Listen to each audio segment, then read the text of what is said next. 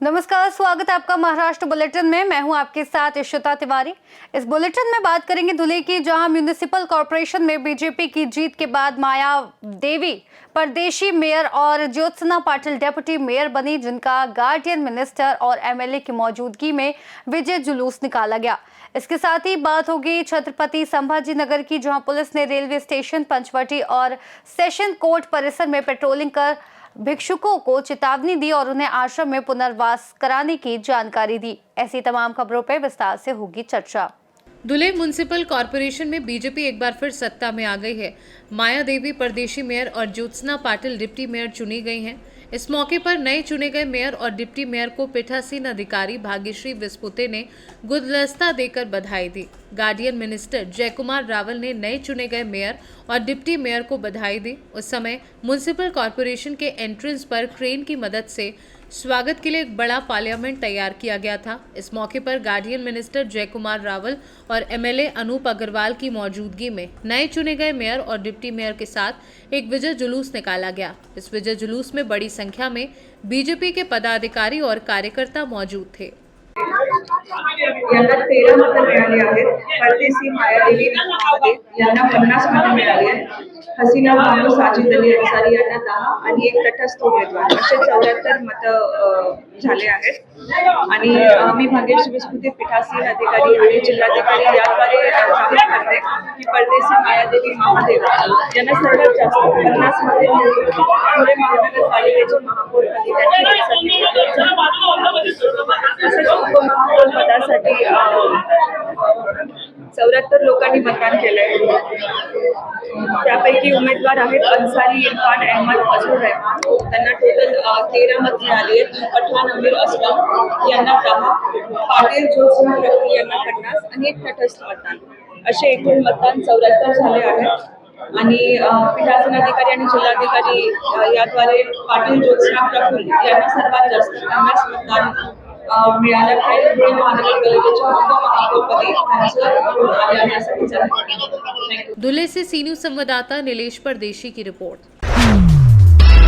राहुरी शहर से गुजरने वाले नगर मनमाड स्टेट हाईवे का काम अब तेजी पकड़ रहा है।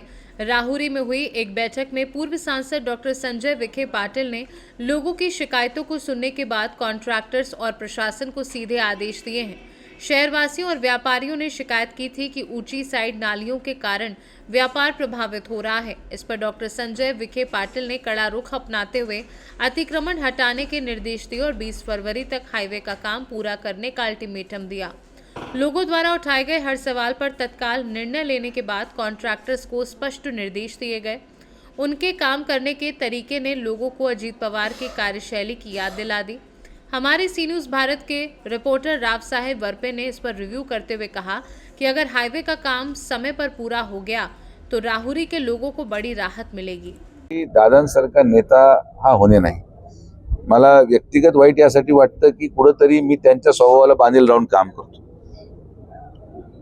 सत्यजित त्याच दृष्टिकोनातून काम करतो। आम्ही जरा अक्षय अजून हळूहळू बोलायला त्याला सवय लागल तर शांतपणे घेतो जरा। पण मी असेल, कर्डिले साहेब होते, सत्यजित, आम्ही मुफट लोक आहोत। आम्हाला दुर्दैवाने चोऱ्या जमत नाहीत किंवा आम्हाला असं स्पष्टता ही आमच्या कदाचित आडे येते, पण आम्ही दादांकडे पाहून असं वागलो।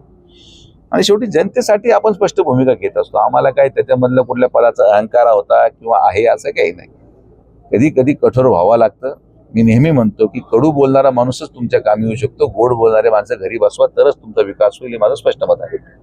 देवळे प्रवराचे नगराध्यक्ष सत्यजितजी कदम आणि जिल्हा बँकेचे संचालक अक्षयजी कर्डिले या दोन्हीही राहुरी आणि देवळे प्रवराच्या व्यापाऱ्यांच्या समस्या घेऊन पालकमंत्री महोदयांकडे आले होते।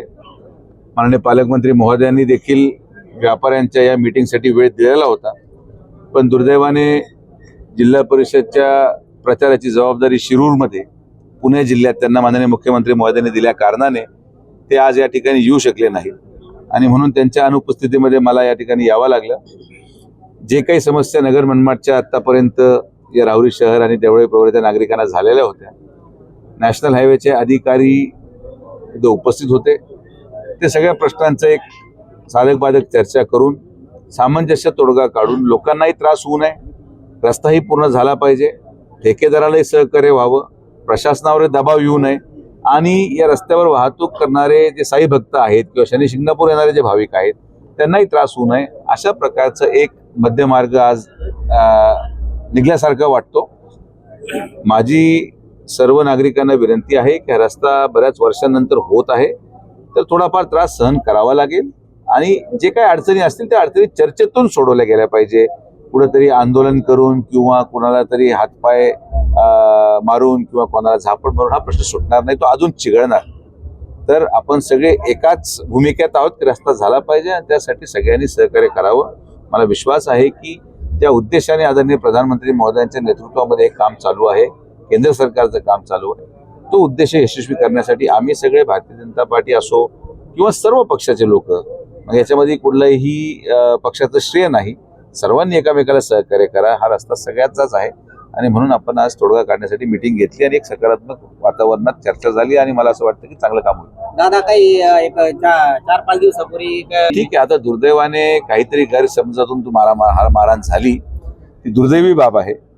मारहाण करणारे पण सगळ्यांना माहिती होते. मी त्यांच्याशी चर्चा केली, त्यांनी देखील दिलगिरी व्यक्त केलेली आहे की जी काही घटना घडली ती योग्य नाही. काहीतरी शब्दामध्ये त्याला म्हणतो आपण बाचाबाची झाली, काहीतरी वेगळा शब्द निघाला असेल तर त्यामुळं त्याचा पर्याय हा नाही की गुन्हा दाखल व्हावा. मारामारी जरी झाली तर मी ठेकेदारांची मीच माफी मागितली, ज्यांनी मारलं त्यांनी माफी मागितली आणि मग आता लगेच रस्ता दुसरी सुरू झाला. तर असं सकारात्मक तोडगा काढला पाहिजे. मारामारी झाली लगेच मी गुन्हा दाखल करणार, लगेच पोलीस उचलणार, मग ते वाद चिघळणार, मग कोणतरी रस्ता बंद पाडणार. बिचारे व्यापारी लोक तर या वादात पडू इच्छित नाहीत, ते काय कोणत्या पक्षाची भूमिका घेऊ शकत नाहीत, तर त्यांना त्रास होणं हा आपला प्रयत्न आहे. मी सोमगड आता राहुरीचं जेव्हा पॅच चालू होता तेव्हा ते होते. आज राहुरीचं कुठं पॅच काम चालू नाहीये, राहुरीच्या फॅक्टरीकडे काम चालू आहे. तर जिथं जिथं ते काम चालू आहे त्यांच्या ड्युट्या तशा त्या भागात लावल्या जातात. जसं आता राहुरी फॅक्टरीवर आपण काम सुरू करून परत येत आहोत ते परत राहुरी शहरामध्ये दिसायला लागतील. तर राहुरी शहरामध्ये नव्हते, राहुरीचा हा जो पूर्ण पॅच आहे तो करण्यासाठी घेतले गेले.